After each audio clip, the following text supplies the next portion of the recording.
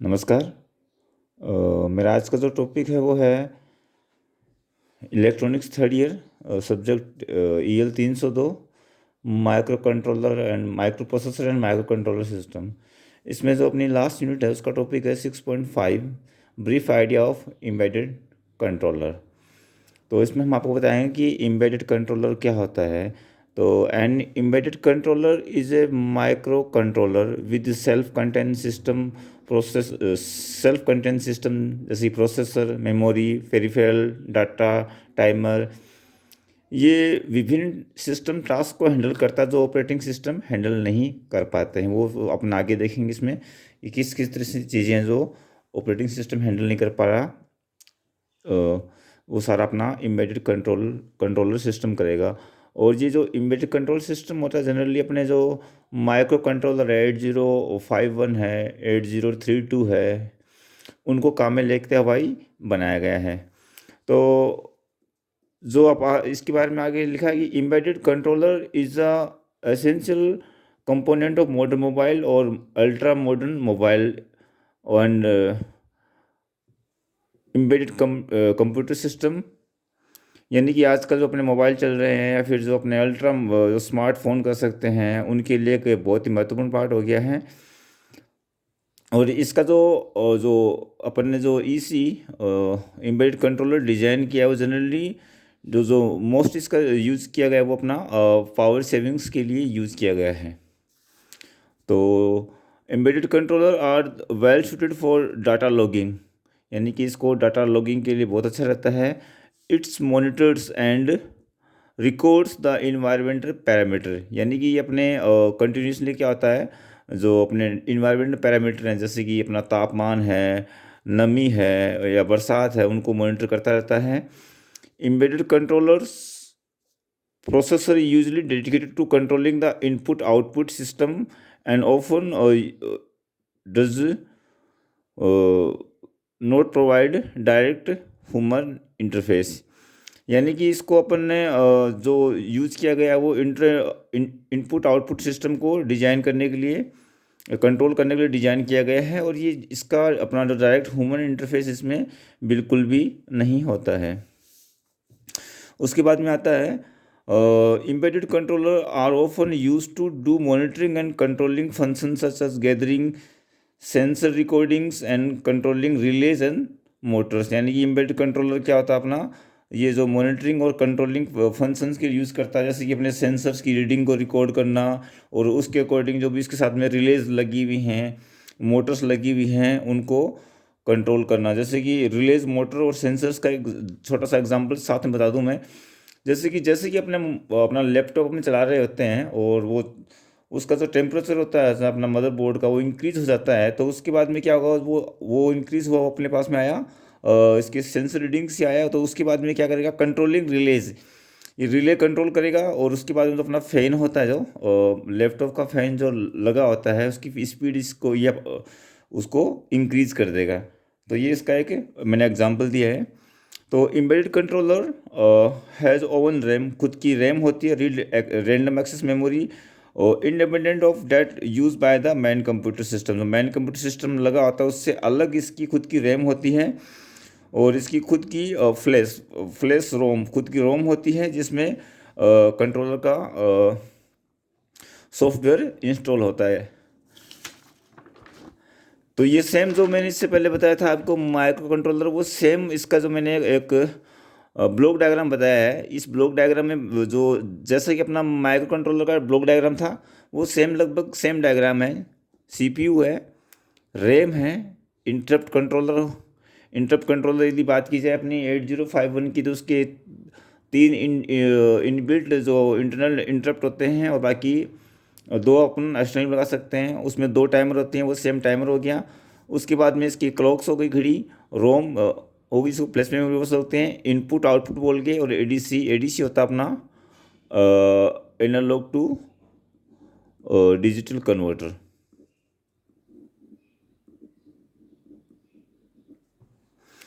तो अब आता है कि इस ब्लॉक्स को अपन जो दिया गया है इसको जनरली 2 भागों में डिपेंड कर सकते हैं।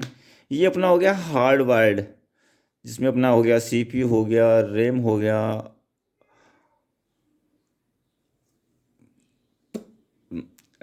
हार्डवायर्ड, जिसमें अपना हो गया क्लॉक हो गई, इंटरप्ट होगी, इंटरप्ट कंट्रोलर हो गया, इनपुट आउटपुट हो गया, टाइमर हो गया और एडीसी हो गया।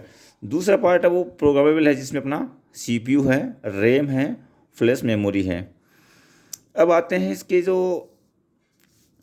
मैंने बताया, इसमें जो हार्डवायर्ड है और दूसरा प्रोग्रामेबल है, उनको डिफाइन किया गया है कि इसमें किस किस हार्डवायर्ड जो जो लगा है उसके क्या क्या कार्य होते हैं, जो उसको अपन जनरली बोल सकते हैं, जनरली बोलते हैं उसको केबीसी बोलते हैं, केबीसी कीबोर्ड कंट्रोलर।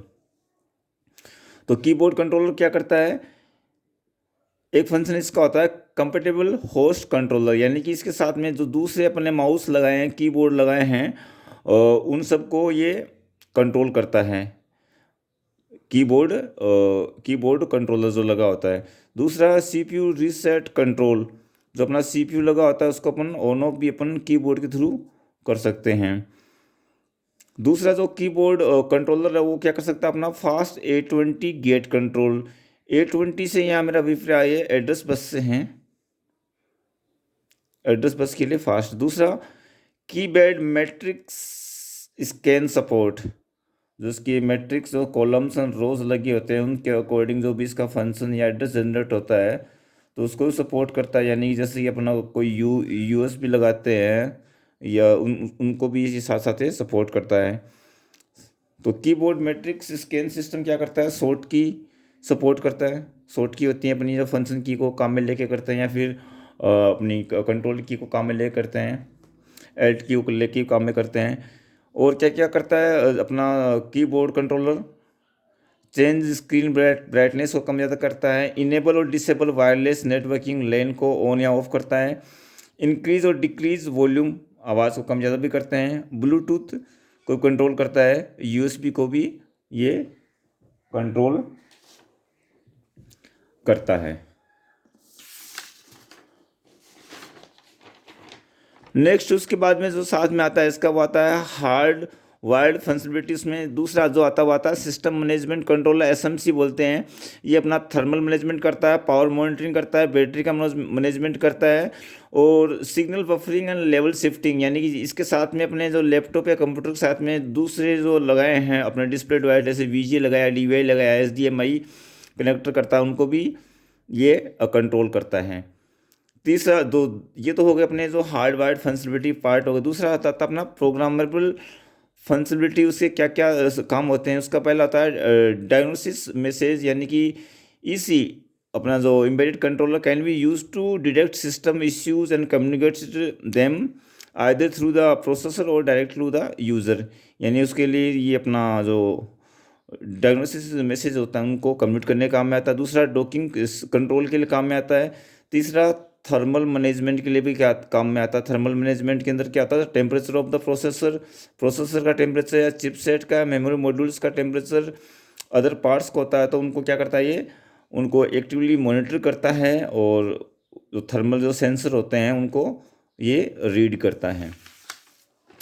उसके बाद में जो अपन इसको सारे सिस्टम जो बताए मैंने, दो दो प्रकार के सिस्टम बताए थे मैंने, एक बताया था जो हार्डवायर्ड था, दूसरा था प्रोग्रामेबल। उन सारे को समराइज करते हैं तो वो आता है अपना कि embedded controller can have the following task. ये काम ये एम्बेडेड कंट्रोलर अपना करता है। कौन कौन से करता है, जैसे कि receiving end processing signals from the keyboard and touch pad, चाहे टच पैड हो या कीबोर्ड हो, उनसे ये सिग्नल्स को क्या करता है, रिसीव करता है और ये उनको प्रोसेस करता है। ये उसको हो गया अपना जो अपने बताया था मैंने केबीसी कीबोर्ड कंट्रोलर।